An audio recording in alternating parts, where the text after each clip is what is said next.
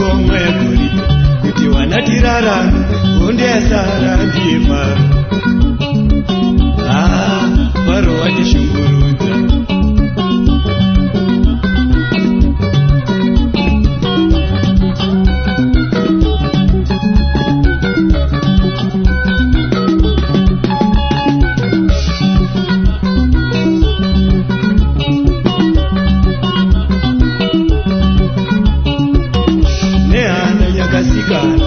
Modira mademozi chaminuko ngoma kuti wanatirara namo yasara ndiye Faro.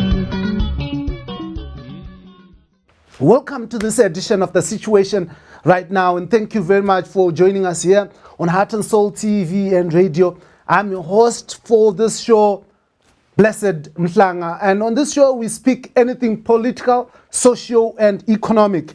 And of our attention this afternoon, in proud partnership with Transparency International Zimbabwe, we are talking about corruption.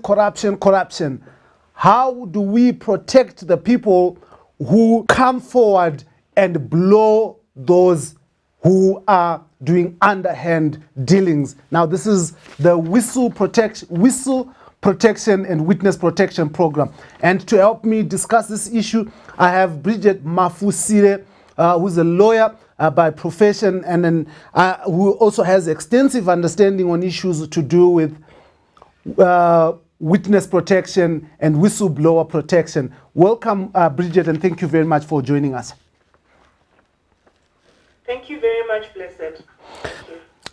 And also in studio, I'm joined by the Parliamentary Portfolio Committee Chair on the Public Accounts Committee, and also MDCT Member of Parliament, Brian Dube. Thank you very much for joining me, Honorable, and welcome to the show. Thank you very much, Blessed, and welcome everyone. Sure. Now, I'll start with you, Bridget, just for you to get us into the groove of things. Can you just let us discuss about what is witness protection and whistleblowing and witness protection, looking at what are the international trends and successful case studies on this aspect? Thank you, Blessed. So first of all, I'll just start off by explaining the difference between the two, right?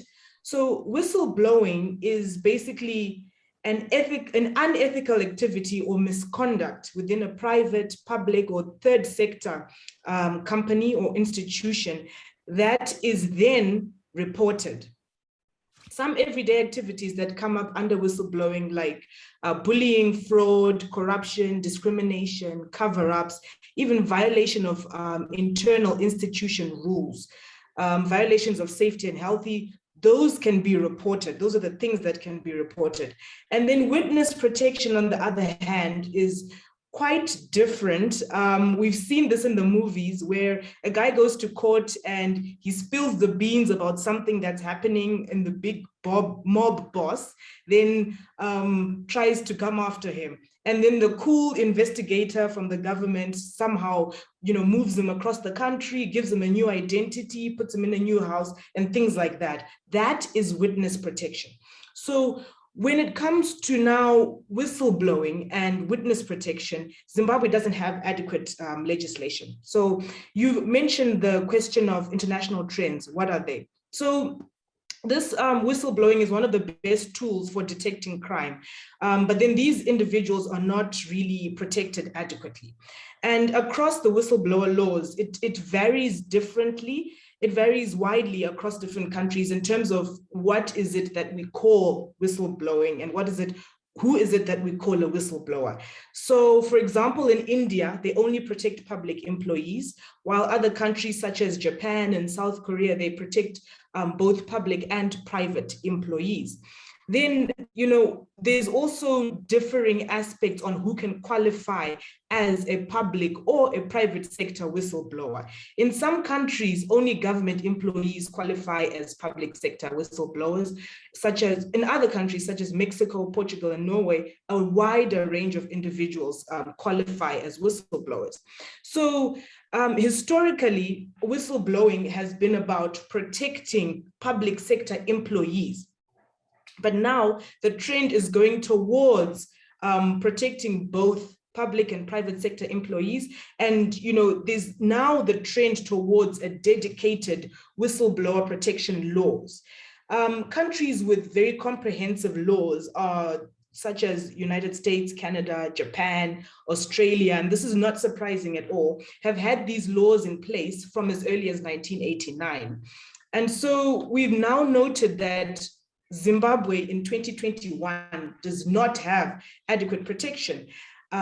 Yet there are various regional and international anti-corruption frameworks and protocols that recognize the importance of whistleblowers and the fact that we should protect them, you know, such as the United Nations Convention Against Corruption. It has a provision that specifically says that member states must take measures to provide protection against unjustified treatment of persons who report acts of corruption. The African Union Convention on Prevention and Combating Corruption in Article 5 provides for the protection of whistleblowers as well. And it says that member states must adopt measures that ensure citizens report instances of corruption without fear of consequent reprisals. Closer to home, the Southern Africa Development Community, the SADC Protocol Against Corruption in Article 4 recognizes that it's important for each SADC member to adopt measures that will create, maintain, and strengthen the systems for protecting individuals who, in good faith, report acts of corruption. So Zimbabwe is signatory to all these treaties, and yet we do not have the adequate law. Brian, Honorable Due, I mean, humor us, you sit in parliament and you're not legislating to protect whistleblowers and witnesses who blow corruption, but we are in a republic that says it's anti-corruption. Yes, thank you very much. It's a very unfortunate development that Zimbabwe became a member in 2004 of the International Convention, and until now, no law has been made. But I'm happy and proud that I'm in the 9th Parliament, where actually the law to that effect is being mooted. The people you can ask why are those people who were there from 2004 until now. Because as we came in, this is one of the issues that we realized as members of the Justice Committee, as well as members of the Public Accounts Committee. And we actually are moving towards having that law put in place. But it is a very sad and unfortunate development where every other member who was in Parliament from 2004 until now must actually be embarrassed to have had that legacy where we do not have a law that protects and safeguards employees and citizens who make anonymous reports to expose corruption and malpractices. But you say those who were in parliament in the past, but just recently we have seen the amazing speed that you guys are capable of in moving law when you were changing the constitution. Why aren't you moving with the same lightning speed? Are there any political or factional dynamics that are affecting this? Or maybe you guys, you parliamentarians yourselves are corrupt? I will just respond to you to the effect that I have never personally moved with any lightning speed. I have always been professional in the way of doing business. And as far as we are concerned, what we did as the Committee of Justice, as well as with the collaboration with ZAC, was to assist in the establishment of the relevant principles. And what we are waiting for is to make sure that the document or the draft statute is prepared by the Attorney General. And from there on, the motions will start to move. And ordinarily, a legislation does not actually require so much time to work on, as long as the principles and the framework are put in place. Because it's a matter of just debating and putting the relevant amendments and proposals in place. So in terms of lawmaking, the difficult part relates to the principles. The delays are actually in the executive, in cabinet, as well as where the Attorney General may take too long to actually make sure that the drafts are put in place. As soon as things come to the House, I think including public hearings, in a space of about a month at most, we should be done with this. And this is not a complicated piece of legislation. What I can say is the delay from 2004 until now is just a demonstration of the unwillingness by those in power to actually make sure that we comprehensively deal with aspects of corruption once and for all. Yes, that I can confirm. That is actually a demonstration that there is lack of commitment to actually make sure that these things are done. Because for this law, it's not complicated, it's not even controversial in terms of how the whole nation of Zimbabwe can understand it. We all do not want corruption, and it is one piece of legislation that even if you take for public hearings, you will get yeses, and people will just be happy and saying, where were you all this while? Bridget, the honorable member talks about principles of a good law for whistleblower protection. Can you just take us through what would be the good tenets or the most important principles for an effective whistleblower protection legislation? Yeah, so, it's important to, first of all, highlight that whistleblowers are critical because they play a huge role in exposing wrongdoing and corruption, which can potentially save the country millions of dollars in public funds and, ultimately guarantee that there's some effective and efficient delivery of public services. So the law itself, even though it can be a good law, there's other aspects that need to support the law, such as the institutional frameworks. But to go directly to your question, the law itself should at least have that overarching goal of, providing protection to whistleblowers with a safe alternative to silence. So, it's basically empowering them to report wrongdoing by providing adequate legal protection. And they must know that they are protected, first of all. Then the second thing is that the definition of what is a whistleblower. This is something that, of course, the country, it's quite technical, and the country would have to then look into what it wants in terms of how should we define a whistleblower? But generally speaking, the main characteristics there should be that there must be a provision which says that if someone discloses some misgiving or wrongdoing, there must then be a system which protects them once they have disclosed. And of course, within the definition of who is a whistleblower, they must also look into the disclosure of wrongdoings being connected to, is it a public place, is it a private place, or is it just across all institutions? And then, is it in the interest of the public? Is it in the interest of health and safety? And after the wrongdoing has been reported, what kind of breach is going to, what kind of action is going to come about? So looking into the application of the acts, international standards generally limit whistleblowing protections to disclosures by employees of public and or private sector organizations, as opposed to like across the board application. But what's important to look into there is that,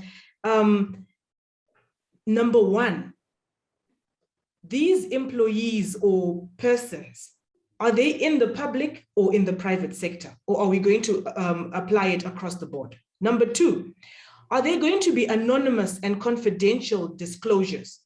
There are some jurisdictions where they don't allow anonymous disclosures, and they would rather favor to protect the identity of the discloser once they have disclosed. Number three, there needs to be, good faith disclosures. In principle, the outcome, the evidence, and the motive of the whistleblower should not be what is important when someone is whistleblowing. What should be important is the facts that they are reporting. Number 4, we should also look at the types of disclosures. Are we looking at disclosing only when it comes to certain sectors? Or are we saying this goes across the country, that it's something that we have taken on as a country to say we are adopting these laws and they are going to be across each and every sector, each and every institution? Then we're going to look at the nature of the protection. Zimbabwe needs a system that says that once the whistleblower has blown the whistle, so to speak, there should be protection from civil and criminal liability. If I disclose something and then I'm later on prosecuted, that's not protection. Then the other aspect to look at is rewarding the whistleblower. There are some countries where there's a system in place which says if you disclose some information, you'll get an incentive as a way of rewarding them. So aside from those, the legislative aspects that should be there, there's also the issue of the law itself must have some protection mechanisms in terms of the support system. So there needs to be awareness by the witnesses, by the whistleblowers of what their rights are in the law. Then there will need to be some kind of an enforcement and oversight mechanisms, which would be the parliament and other dedicated institutions to whistleblowing. Namibia, for example, actually has a whistleblowing ombudsman. Then there also needs to be, a sort of institutional, economic, and cultural environment that adopts these structures of transparency and accountability. So as a nation, we need to be able to say we are upholding transparency and accountability. And because of that, we want to make sure that the rule of law is upheld.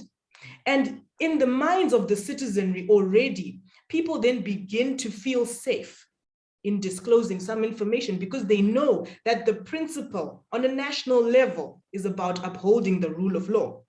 Then also, finally, Blessed, the civil society would need to play an active role, which I see Transparency International Zimbabwe is doing, to give legal advice to those people, to create awareness to the whistleblowers and the witnesses in terms of what it is that the law provides.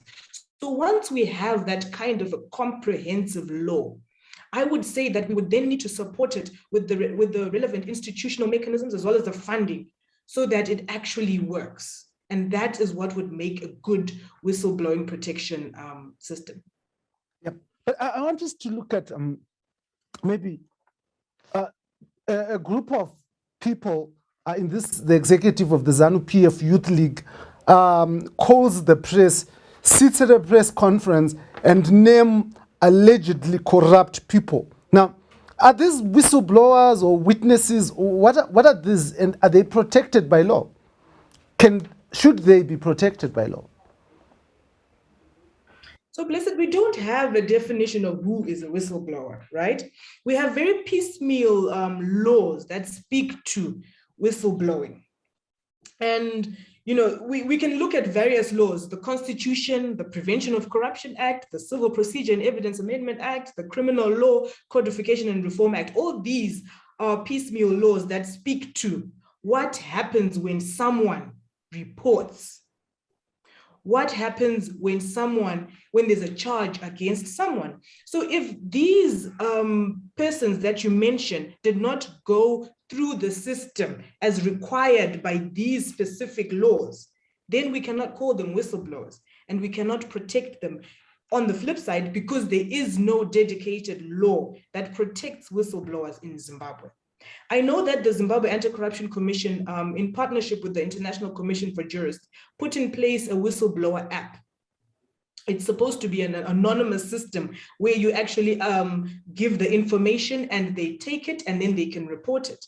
But also the other thing there is that the Zimbabwe Anti-Corruption Commission itself is a bit weak in terms of what it can and cannot do. So that protection is lacking. And as you have highlighted there are instances where people want to say things publicly, but they do not have the adequate protection. And so there's a fear of reprisal.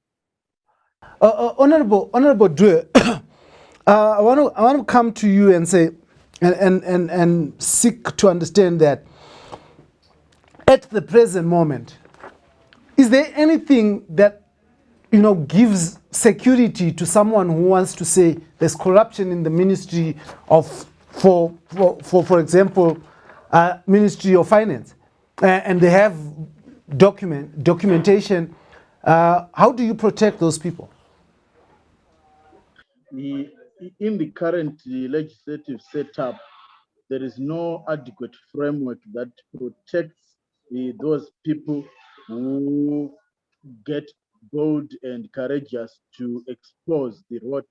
Employees, former employees, contractors, suppliers, and any other person who might have knowledge about what is happening are not adequately protected, which is why we have seen that a majority of the cases fall in the sense that as soon as the boss gets to know that a particular individual is or is about to expose them, they are just transferred to another station, and it makes it very difficult for them to now then access the information.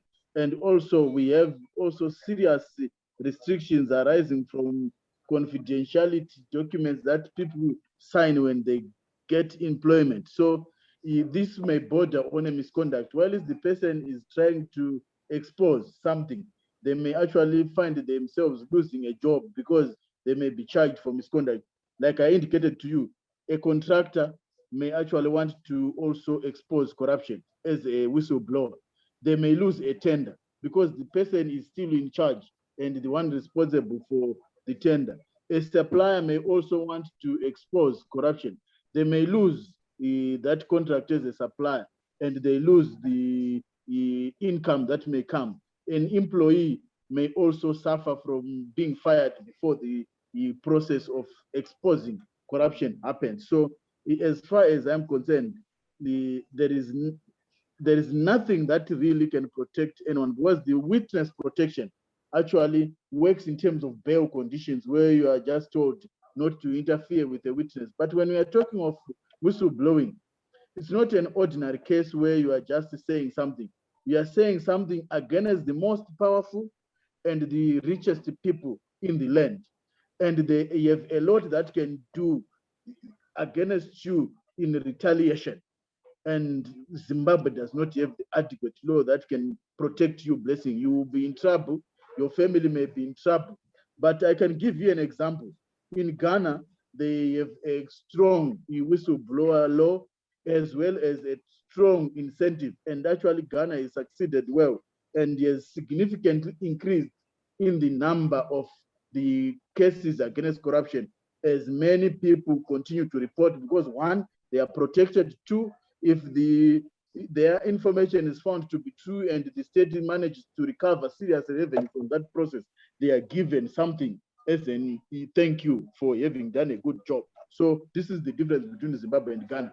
Whereas Ghana is promoting the whistleblower, protecting them and incentivizing them.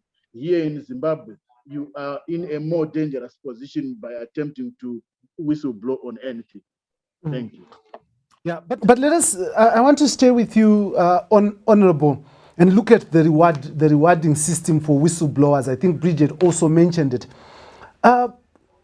Recently, I read an article where government employees, especially at ZIMRA, just locate someone somewhere out there, and then they begin to feed them with all the information that ZIMRA has as a department, so that this person turns whistleblower and then gets paid. How do you deal with things like that? The law must be able to cover that. It's unfortunate that we don't have that law. So the law must then define and give parameters and conditions under which a whistleblower may get an incentive. So it's up to us as a country to then come up with the laws that the whistleblower will be given an incentive under the conditions 1, 2, 3, 4, 5. And actually, what you are talking about can be addressed by actually giving an incentive and the protection to the ZIMRA employees to do the whistleblowing themselves. Why are they hiding that information and giving it to a third party? Is because one, they are vulnerable. If they do it themselves, they may be fired and they have no protection. So do you realize that actually the example that you are giving calls us to do more about whistleblower protection than not having it? Because the reason why they are now going behind the back door and giving to a third party is because they know that if they do it against the acting commissioner or against the acting director, they will be in trouble, they will lose their job. But if you make your law, there will not be any need for them to be doing those hide and seeks. They will come to you and give you the information because they know you will protect them, they know you will reward them. Bridget, you want to come in on this one? Yeah, not really to add much, but that scenario that you mentioned, I think the Honorable has covered it well, to say that we need the law that defines the parameters. What is a whistleblower? Who can then get that incentive? Those two aspects then need to be defined clearly so that these employees are not taking advantage of such a situation. Yeah, but if you remember, there was this issue about ZESA employees that actually ended up having the case of the former minister and a number of other guys being arrested over allegations of corruption and the minister being convicted. But these employees at one point were fired and were only reinstated recently after President Emerson Mnangagwa got involved. Now, how rampant could this be in Zimbabwe without these laws? Yeah, the situation is quite rampant. I don't know if Honorable wanted to take that one. No, he can come in. You can go ahead. Then the Honorable come in. Okay, so I was just saying that I'm not sure. This is the need for the laws in Zimbabwe, because the whistleblower protection law will then specify who it's going to protect, and its role is to protect employees. Are we talking about employees in the public sector, employees in the private sector, or are we talking about employees across the board? Whatever it is that is later taken on by Parliament as the definition of it, what needs to happen is there needs to be a law that specifies that once someone has reported something, they still remain employed. And that's a key tenet of a good whistleblower law, that the fact that they still remain employed, even after anything, there's no, sometimes some indirect retaliation happens, but there's need to also ensure that there is none of that as well, in the form of harassment, etc. Yeah. Honorable, you can come in. Thank you, Blessed. The example that you gave where someone then gets back to employment at the intervention of the president is actually a very dangerous precedent, because it politicizes the whole process of prosecution and exposure of corruption. So what it means is, if those people had exposed a friend of the president, the reverse would have happened. So it is fortunate that possibly they exposed the unwanted guy already, and as a result, they got that protection of reinstatement. This is what the law must actually prevent. The law must prevent the possibilities of bias, the possibilities of manipulation, and the possibilities of victimization of political enemies. The law must specify a whistleblower as clearly a whistleblower and not as a spy of a particular political faction or a particular political affiliation. And that way, the law becomes neutral, the law becomes for everyone, and the law becomes the beauty that it should be. So this points to the need for not relying on the discretion of a president for you to be reinstated at work, but a law that clearly explains that whistleblowing is not a misconduct at workplace, and all those who whistleblow are entitled to legal protection and must remain at work. But how do you address the issue of abuse of the whistleblower protection? I mean, whistleblower witness protection. Basically, I want to target on the whistleblower, because how do you avoid that abuse at law? That someone can actually abuse those provisions. Honorable? the law must clearly explain, firstly, like Bridget said, who a whistleblower is, and give category of circumstances under which a whistleblower can be protected. The law must then proceed to explain the type of cases where the state requires whistleblowing, because there are some cases where it may not even be necessary. So in that way, as we would use the precedent in Ghana, if you use the precedent in the US, use the precedent in Canada, you realize that it has never been controversial. It has never given any serious problems. It has actually incentivized and made the criminal prosecution easier. So But what we Honorable, just... Honorable, let's say we just basically don't like you as the head of a parastatal, and then we come up as whistleblowers, and then bring up all these things so that you can just get arrested and fired. And after all the investigations, nothing pans out. How do you deal with that aspect, to tell from a genuine whistleblowing activity and that of strife? Actually, the example that you gave is, it is not possible for you to whistleblow and somebody gets fired based on lies, because at the end of a whistleblowing, the validation of that whistleblowing is on the validity of the evidence, as well as the prosecution and the conviction of the person that has been identified. So it is not a problem at all, because a whistleblower's validation only comes with the genuineness of that information as required in terms of the law. Nobody will be fired or demoted or prosecuted based on a false whistleblowing. And a false whistleblowing actually becomes also a criminal offense, because it amounts to perjury if you do it under oath.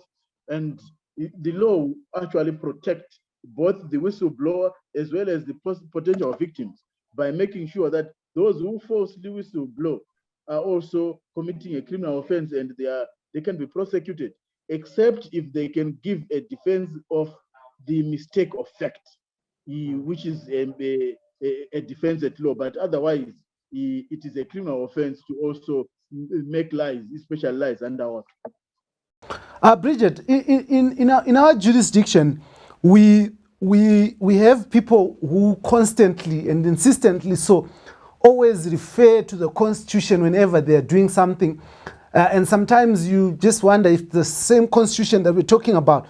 So as we make this law, as Zimbabwe goes on to make to embark on the whistleblower legislation journey, what are the things that we need to be on the lookout for to ensure that we do not have abuse or loopholes that will arise from this legislation? Okay, so first of all, Blessed, what I've noted is that there needs to be two laws. One being the Whistleblower Protection Act, and the other one being the Witness Protection Act, because the two are different. Zimbabwe has got those various piecemeal laws that I've spoken to earlier. But the things that we need to consider first and foremost for me is empowering the Anti-Corruption Commission, ZAC. So its agency is to lead the fight against corruption through the investigation of complaints, of incidents reported to it, right? But what we see is that it's not really empowered because it has various deficiencies. It has no powers of arrest and prosecution. Its capacity is substandard when it comes to fulfilling its mandate, generally because it's underfunded. And its reporting standards are not in line with global best practices. And also, it's undermined by its reliance on other agencies, such as the Zimbabwe Republic Police Force, which in itself is viewed largely as corrupt. So that's a key consideration, first of all, that we need to, first of all, empower our anti-corruption institution. Secondly, we need to consider that protection against retaliation that you have been mentioning just now. So while the Prevention of Corruption Act, it criminalizes the victimization of persons who have disclosed corrupt practices, it's not comprehensive in that it doesn't really ensure that those persons are then protected, because it relies on the state agencies to then go ahead and enforce. So there needs to be that specific protection which will provide for the witnesses. Then moving on to actual whistleblowers, we're speaking now of the Official Secrecy Act. I know that Honorable mentioned this previously when he was talking about employment contracts. So we have this very archaic law, the Official Secrets Act, which was enacted in 1970. It's a remnant of our colonial past.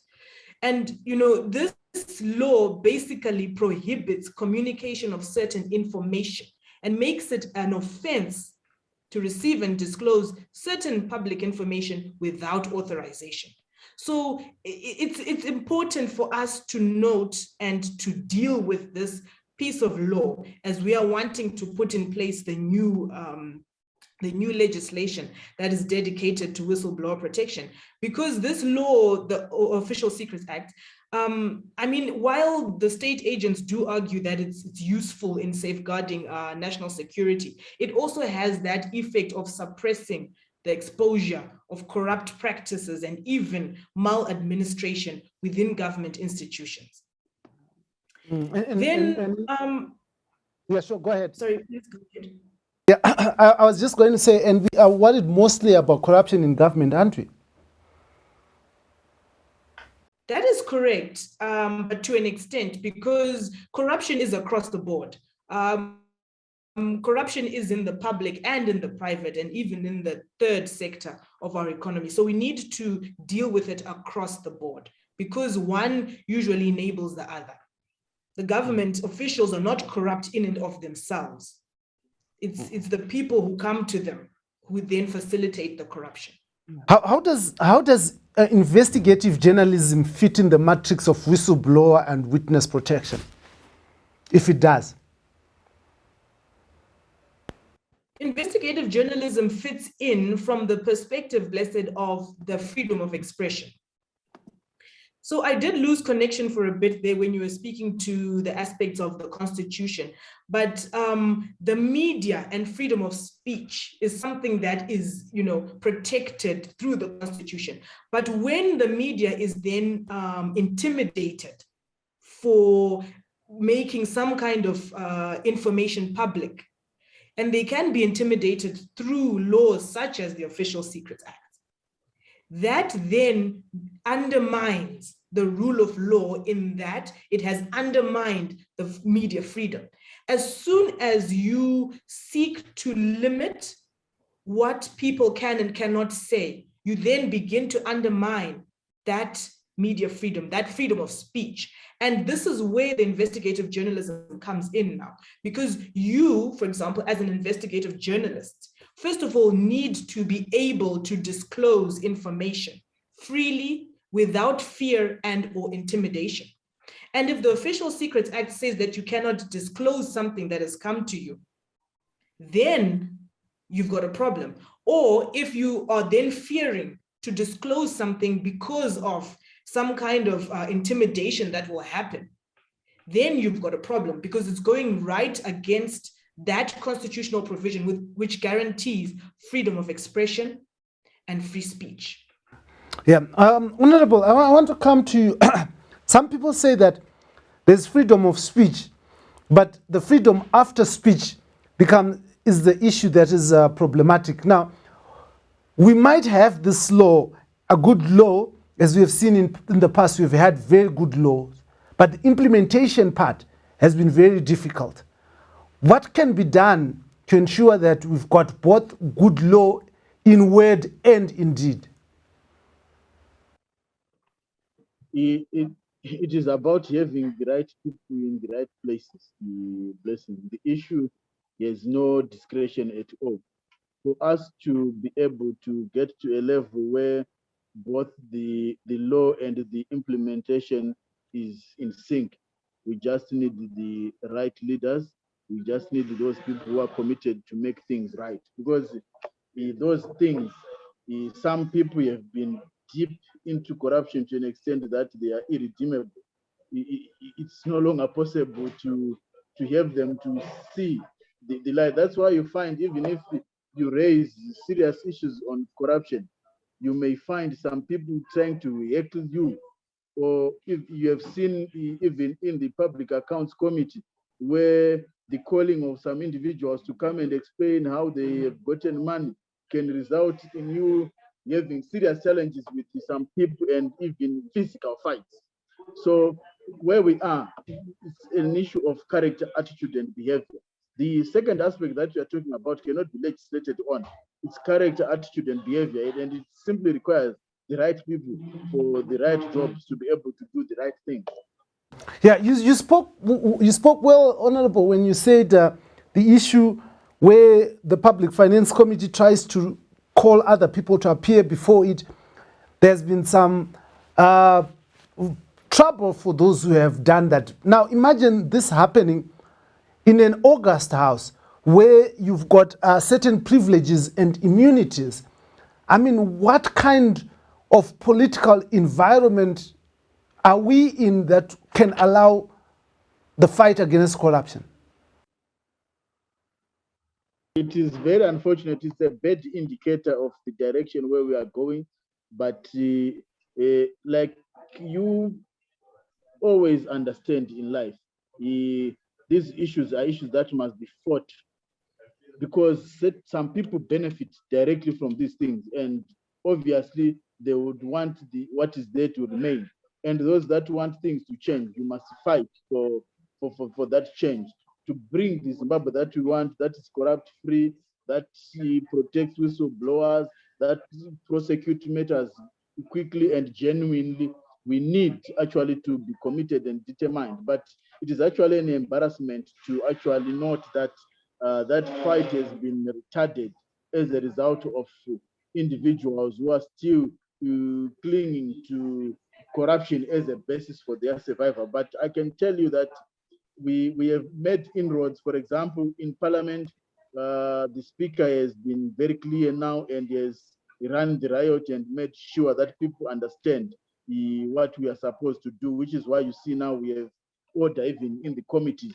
He has also demonstrated some seriousness in terms of wanting to see things happening, and he has also even given us the leeway to do things in the way that we want. For example, we have managed to split the committee into 3 subcommittees to be able to cover issues, and he has actually assured me as the chairperson of the Public Accounts Committee that I am protected and nobody will come to bully me, and I am happy that so far things are moving well and in the right direction. But it is also a problem of double dipping that may also result in these things. For example, you may find that when we are dealing with these issues of corruption, there are always 2 sides of the same coin. For example, in the Zinara report, you may find that some people that we thought would be champions for the fight against corruption were fighting to defend actually Univen, despite it, it having done things not right. But when it came and some were defending, some were fighting, then when you come to the ZESA one, you now find those people were protecting Univen and saying they should not answer questions. Now, because when you are coming to ZESA, possibly there is Chiva, or when you come to Agric, there is Sakunda, the guy that they may not like, they are now loud and vocal. So we also have this problem that we have of double standards, where people do not stick to the truth. They stick to the truth only to the extent that the person that is being asked is their enemy or their friend. So this is also one thing that we need actually to work on as Zimbabweans, where we are genuine in our fight against corruption. So in your view then, is it an issue of law or political factional dynamics that are inhibiting response to corruption in this country?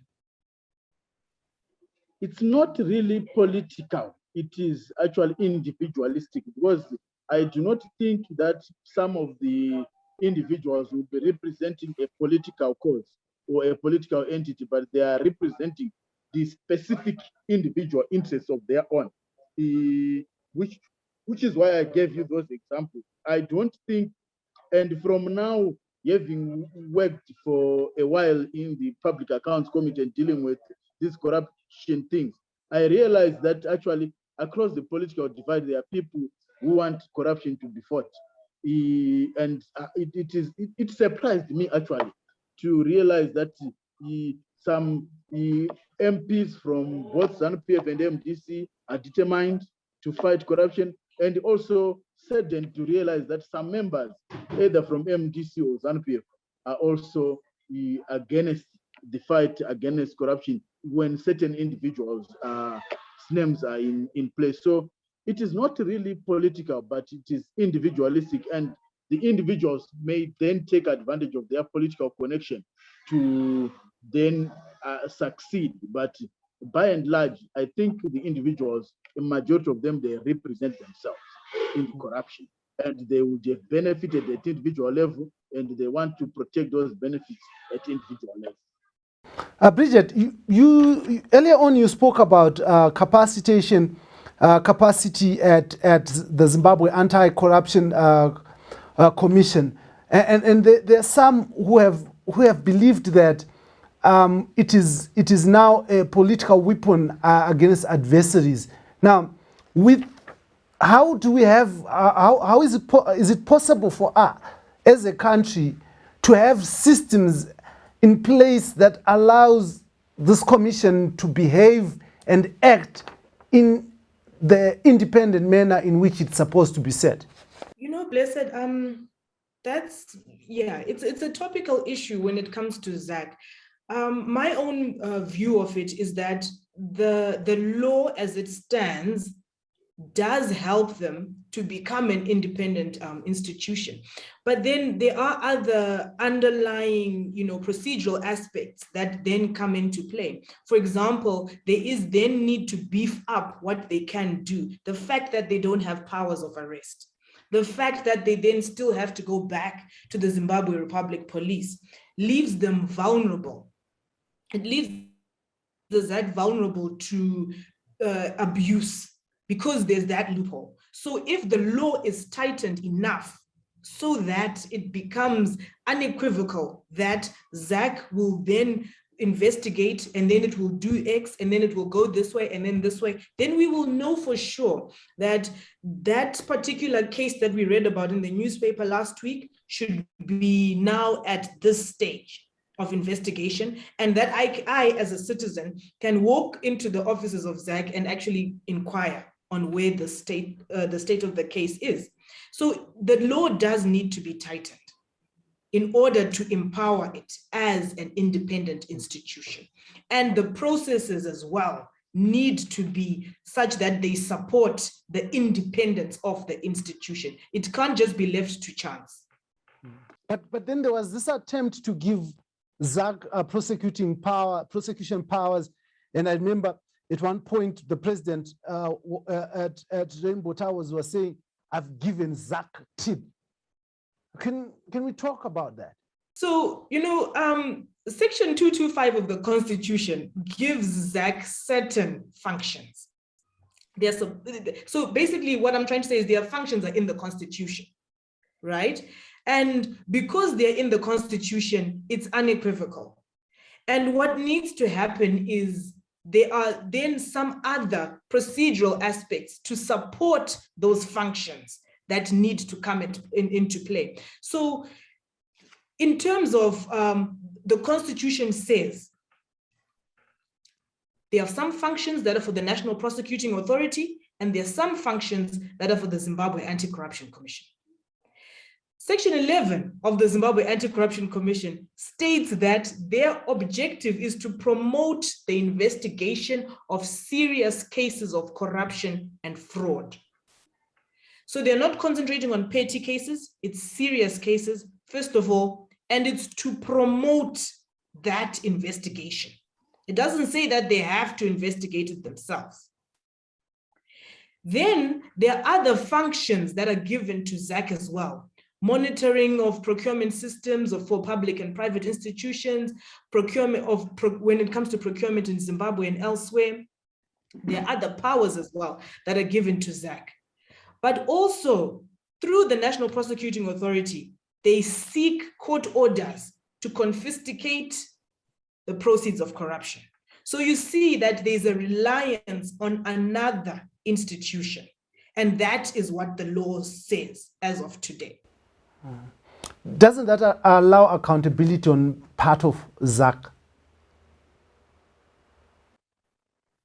Sorry, I didn't get you. Doesn't it allow this issue of having to rely on other institutions? Doesn't it allow ZAC itself to be accountable? Because if it then becomes a one-man band or one institution band, it could then just generally abuse powers without checks and balances. That is correct. That is correct. The reason why there are various institutions in place is so that they can hold each other accountable and to strengthen each other. But then when it comes to corruption cases, it's a bit tricky, the fact that they need to then go and get a court order through the National Prosecuting Authority. They should at least be able to get that court order by themselves. So while it does allow for those checks and balances, it also tends to weaken what ZAC can and cannot do. Okay. Now, I want us to, Honorable, I want to turn to you, Honorable, and say, as we move forward as a nation and as we envisage this law of whistleblower and witness protection, what advice or what recommendations can you put to say so that organizations that are working towards elimination of corruption can actually pick these and ensure that they are part of that broader law and part of that broader community to ensure we protect whistleblowers and witnesses? Thank you, Blessed. I will say a majority, many African states have already done this. We have South Africa, Uganda, Namibia, Zambia, Ghana, and Mozambique closer to home. We have actually enacted laws relating to whistleblower protection. And across the globe, we have over 137 nations that have done so.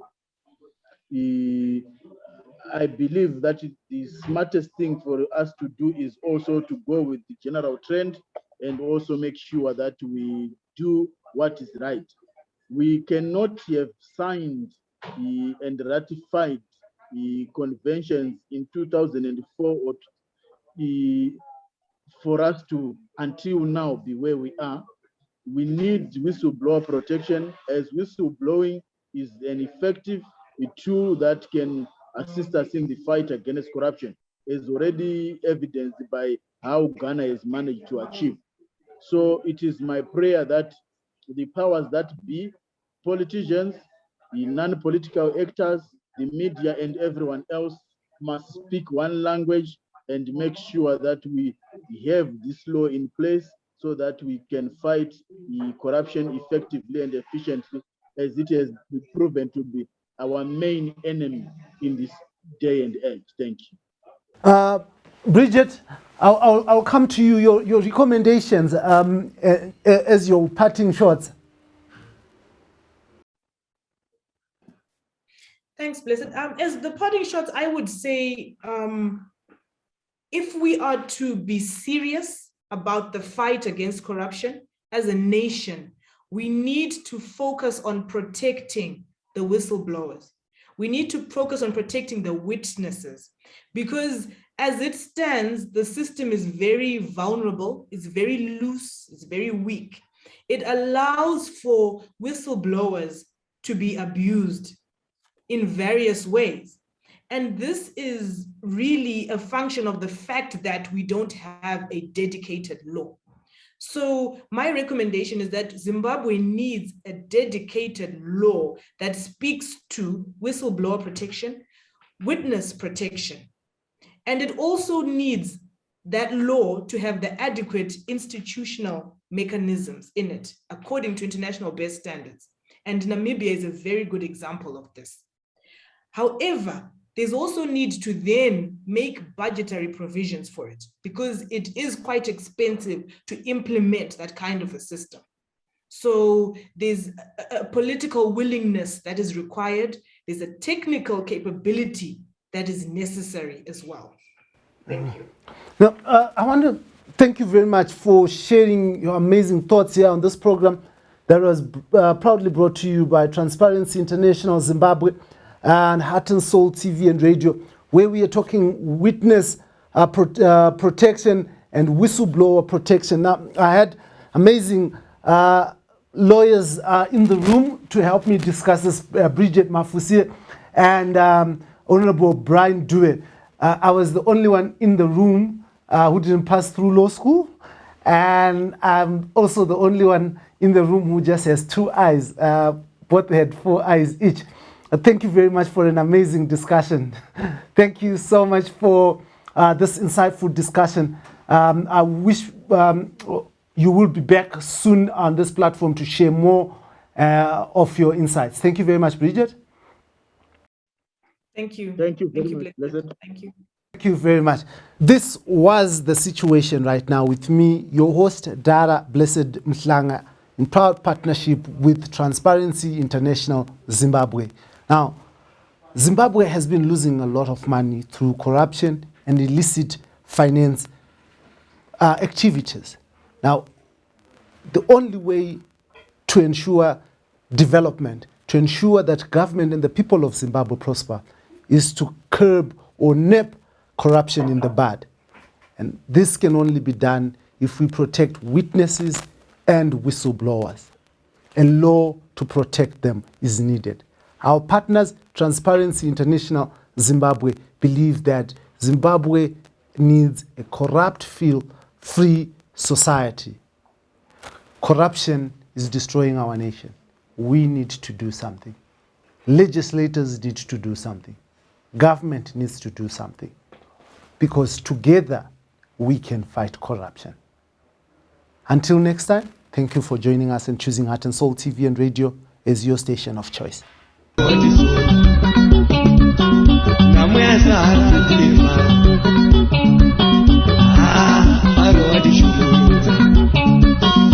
Dambudziko ndiye mari.